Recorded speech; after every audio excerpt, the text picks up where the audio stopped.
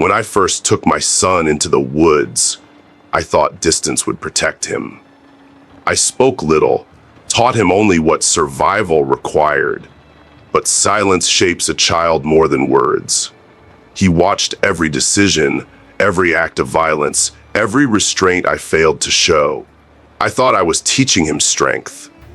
I was teaching him wrath.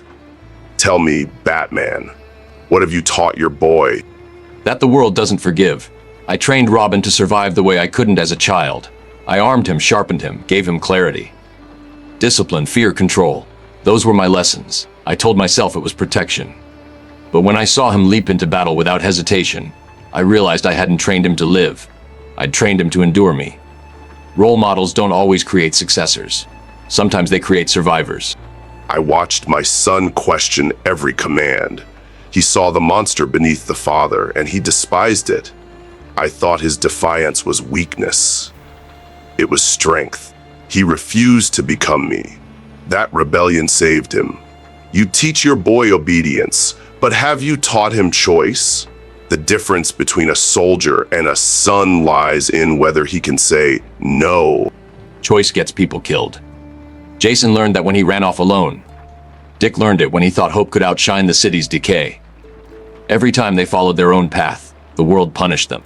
I tried giving them structure, but they craved freedom. Maybe that's the curse of being their model. I taught them how to fight, not how to heal. They emulate the discipline, but not the peace that should follow it. A father cannot teach peace if he has never tasted it. My son once looked at me and asked why I hated myself. I had no answer. I told him hate was fuel. He told me it was poison. The boy was right. Rage cannot raise children. Neither can silence. You cannot forge boys into weapons and expect them to grow into men who build instead of destroy. You sound like a man who's seen his mistakes come to life. I've seen mine wear capes.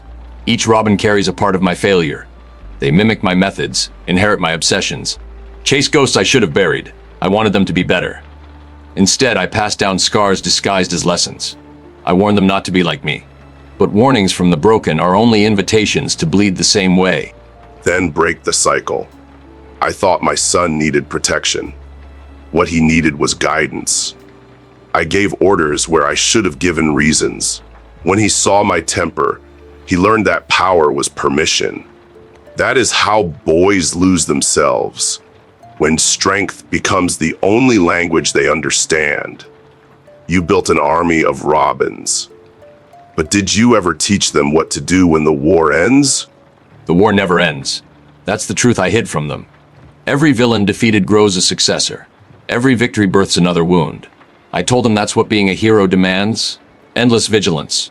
But I was wrong. I built them for a lifetime of battle and forgot they'd need a life after it. I don't know how to teach peace when all I know is war. You've lived that longer than anyone. How did you teach him to see you as a father, not a weapon? I didn't teach him. He taught me. When he looked at me, he did not see the God I was. He saw the man I could become. Every lesson I gave him, he reflected back with questions that pierced deeper than blades. He forced me to face what I had avoided. That love demands vulnerability. You hide yours behind armor, but one day your boy will stop hearing commands and start noticing silences. What will he learn then? That his mentor was afraid. Afraid that attachment would dull his edge. Afraid that caring would become leverage. I thought distance kept him safe, but it only built resentment. They all grow restless eventually. They want to lead, not follow. I wanted to prepare them for the world's cruelty. Instead, I hardened them against my humanity. I'm starting to see that I didn't raise heroes. I trained reflections. Copies of a man who refuses to stop bleeding. Reflections can still surpass the source. My son carries my temper, but he wields it differently. He fights for clarity, not conquest. That is the reward of humility, seeing your flaws turned into their strength. You still command your shadows. Release them. Let them teach you what you failed to see. A boy who questions his father's code is not defiant. He is growing beyond him. That is the only measure of true legacy. Legacy feels like punishment. Every time Robin looks at me, I see judgment in his silence. They want answers I don't have. How do you explain to someone young that heroism devours joy? How do you show them the line between courage and obsession when you've already crossed it 1,000 times? I told them to follow my lead. Now I realize I was leading them into the same darkness I swore I'd escape. If you wish them to find peace, you must show restraint in your own war. My son does not need to see me slay gods.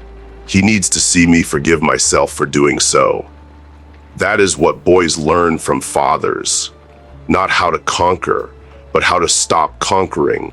Forgiveness feels distant. The city doesn't allow it.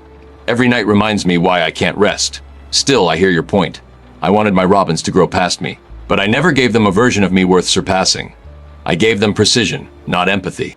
The greatest honor a son can give his father is disobedience guided by wisdom. Atreus defied me, and through that defiance, I saw my failures clearly. You have built a family of warriors who would die for you.